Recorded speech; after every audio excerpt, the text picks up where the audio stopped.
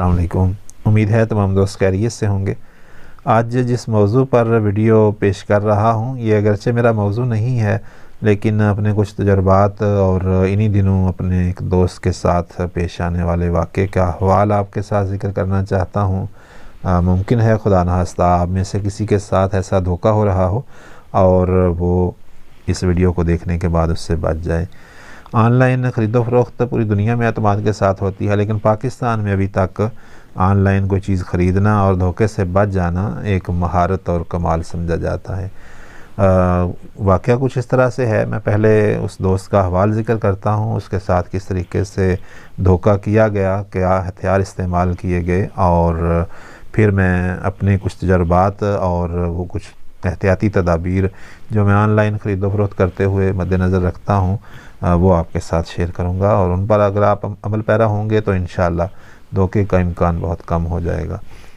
अहवाल इसका यूँ है कि एक दोस्त ने तकरीबन हफ़्ता पहले मुझे एक मैसेज मौसूल हुआ एक दोस्त की तरफ से कि आप एक ग्रुप में हैं और मैं भी उस ग्रुप में हूँ, तो वहाँ पे आपने कोई ख़रीदो फ़रोख्त की। वो ऑनलाइन ख़रीदो फ़रोख्त का एक ग्रुप था।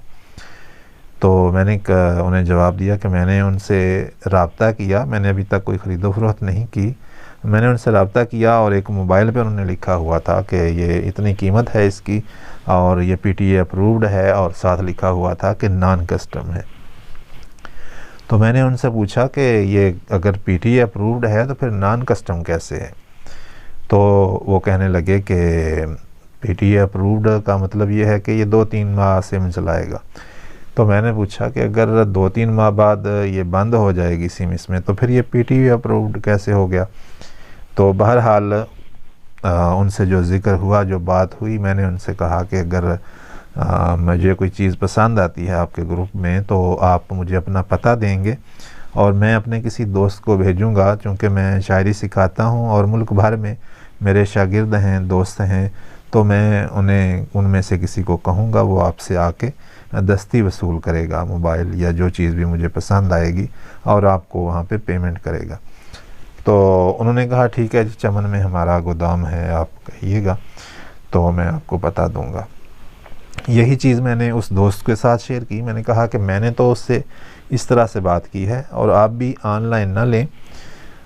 अगर ऑनलाइन आप मंगवाना चाहते हैं तो मैंने कराची से कुछ मोबाइल मंगवाए हैं, तो उसमें धोखा कम है, उसकी गुंजाइश कम होती है, उसमें भी कुछ चीज़ें मद्देनज़र रखनी पड़ती हैं ताकि धोखे का इम्कान कम से कम हो जाए। तो वो चीज़ें भी मैंने उनके साथ शेयर की, तो उन्होंने कहा कि चलें ठीक है। उसके बाद फिर उनसे मैंने आज रब्ता किया, तो मैंने पूछा कि आपने उनसे कोई ख़रीदो फ़रोख्त की उस ग्रुप से। तो कहने लगे कि हाँ मैंने ख़रीदारी की लेकिन मेरे साथ धोखा हो गया। तो मैंने पूछा कि क्या तरीक़ाकार था उनके धोखे का, क्या धोखा हुआ। तो वो कहने लगे मैंने उनसे एक LED ख़रीदी और उन्होंने कहा था कि आधी पेमेंट पहले और आधी डिलीवरी के बाद। तो आधे पैसे मैंने भेज दिए। तो फिर ऐसा हुआ कि उन्होंने कहा कि जी आपका TCS के ज़रिए आपकी डिलीवरी जो है वो हो रही है, आपकी प्रोडक्ट आप तक पहुंच जाएगी। तो अगले दिन मुझे फ़ोन आ गया कि आपकी पते पे एक LED ला रहा हूँ, तो मैं रास्ते में हूँ, मुझे एक वो कोड चाहिए जो रसीद के ऊपर होता है। तो मैंने उस बंदे से दोबारा रब्ता किया और उससे कहा कि मुझे वो रसीद का कोड दो ताकि वो मेरे तक उस डिलीवरी को पहुंचा दे। तो फिर वो कहने लगा जी आपने तो आधी पेमेंट की है, आप बाकी के पैसे भेजें तो मैं आपको रसीद भी भेजता हूँ। तो इन्हें मजबूरन बाकी के पैसे देने पड़े, और जब बाकी के पैसे दे दिए तो उन्होंने कहा जी ठीक है। हम TCS वाले ने कहा अब तो शाम हो गई है, कल मैं निकलता हूँ, आपको पहुँचाता हूँ। अगले दिन उन्होंने फिर फ़ोन कर दिया कि आपकी वो जो LED थी वो तो नॉन कस्टम थी, तो वो तो रास्ते में पकड़ी गई है, और अभी अगर आप उसका टैक्स देते हैं तो वो आप तक पहुंचा दी जाएगी, वरना ये ज़ब्त हो जाएगी। अभी टैक्स पूछा गया तो 6 या 7 हज़ार उन्होंने टैक्स बताया। तो इस दोस्त ने कहा कि चलें ठीक है यार, आप मुझ तक पहुंचाएं, मैं टैक्स भी दे दूंगा, यहाँ आके आप मुझसे टैक्स भी वसूल कर लें और LED मुझे पहुंचा दें। تو انہوں نے کہا نہیں جی یہ یہاں سے آگے نہیں آ سکتی جب تک آپ ٹیکس نہیں بھیجتے۔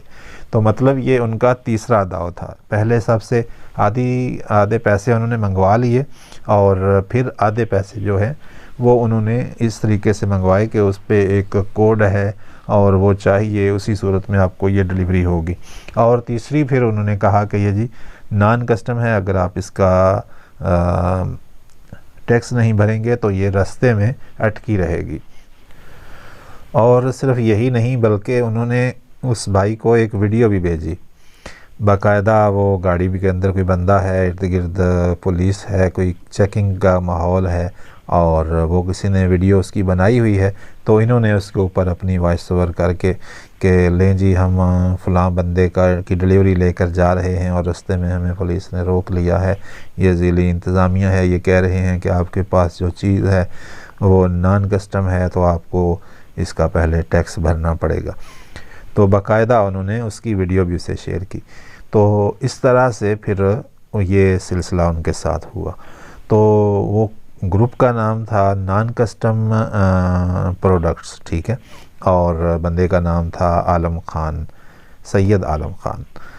نام بندے کا کچھ بھی ہو سکتا ہے، گروپ کا نام بھی کچھ بھی ہو سکتا ہے، ظاہر ہے یہ بھی اس کا اصلی نام نہیں ہے سید عالم خان، اور گروپ کا بھی کوئی بھی نام رکھا جا سکتا ہے، لیکن آپ نے یہ دیکھنا ہے کہ سب سے پہلے کہ لالچ میں نہیں آنا کہ جہاں چیز بہت سستی مل رہی ہو، بہت قیمت کا فرق ہو، تو سمجھ جائیں کہ یہاں پہ کچھ گڑبڑ ہو رہی ہے، ٹھیک ہے۔ اور پھر انہوں نے جو پیسے منگوائے وہ بھی اپنے نام پہ نہیں منگوائے، ایک نام ہے کوئی اکرام، ملک اکرام، اور ایک کسی خاتون کا نام ہے جس نام پہ انہوں نے پیمنٹ منگوائی ہے، آدھے پیسے منگوائے ہیں انہوں نے، ٹھیک ہے۔ تو ظاہر ہے وہ بھی اکاؤنٹ ان کے اپنے نہیں ہوں گے، اسی طرح سے نقلی اکاؤنٹ بنوائے ہوں گے۔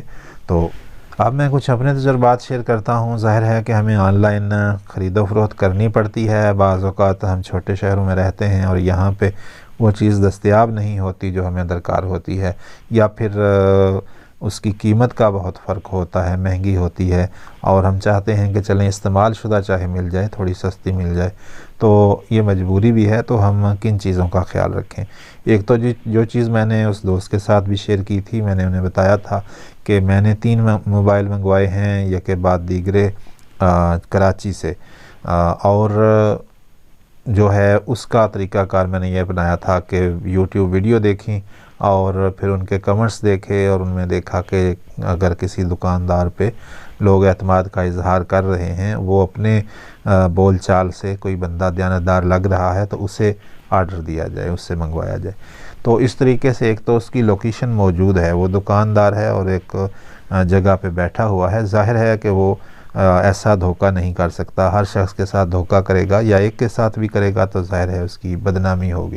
تو اس قسم کی خرید و فروخت سے آپ کو ایسا تو ہو سکتا ہے کہ چیز کوئی ذرا ناقص مل جائے، جو چیز دکھائی گئی ہے وہ نہ بھیجی جائے، اس سے ذرا کم درجے کی ہو، لیکن آپ کے ہاتھ کچھ بھی نہ آئے، یہ نہیں ہوتا، ٹھیک ہے، کیونکہ ان کی ایک انہوں نے اپنا ایک تاثر بنانا ہوتا ہے۔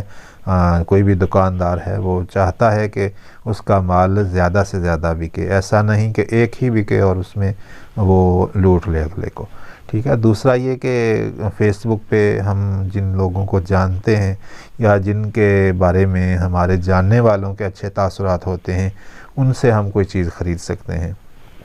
تیسرا کچھ بڑی ویب سائٹس ہیں جن کا ایک نام ہے، جن کے اکاؤنٹ بنانے اور اکاؤنٹ چلانے کے کچھ ضوابط ہیں، اور وہ ایسے دھوکے بازوں کو وہاں پہ نہیں رکھتے، تو ان سے خریدی جا سکتی ہے۔ میں نے دراز سے ایک مائک خریدا جس سے میں ابھی ریکارڈنگ کر رہا ہوں، اور فیس بک کے کچھ دوست جاننے والوں سے خشک میوہ جات وغیرہ خریدے، اور اولیکس سے بھی خریدی جا سکتی ہے چیز، لیکن اس کے لیے بہتر ہے کہ آپ کسی کو بھیج کر وہ چیز چیک کرائیں، یا تو آپ اپنے 15-20 کلومیٹر کے ایریے میں چیز دیکھیں اور اسے جا کے آپ خود دیکھ کے ہاتھ سے چیک کر کے اور اسے پیسے پکڑا کے وہ چیز لیں، ٹھیک ہے۔ یا پھر آپ کسی دور دراز علاقے سے خرید رہے ہیں تو کسی جاننے والے کو ڈھونڈیں اس علاقے میں، جو آپ کے لیے جائے اور وہاں پہ اس چیز کو چیک کرے، کم سے کم اس چیز کے بیچنے والے کا کوئی ٹھکانہ، کوئی دکان،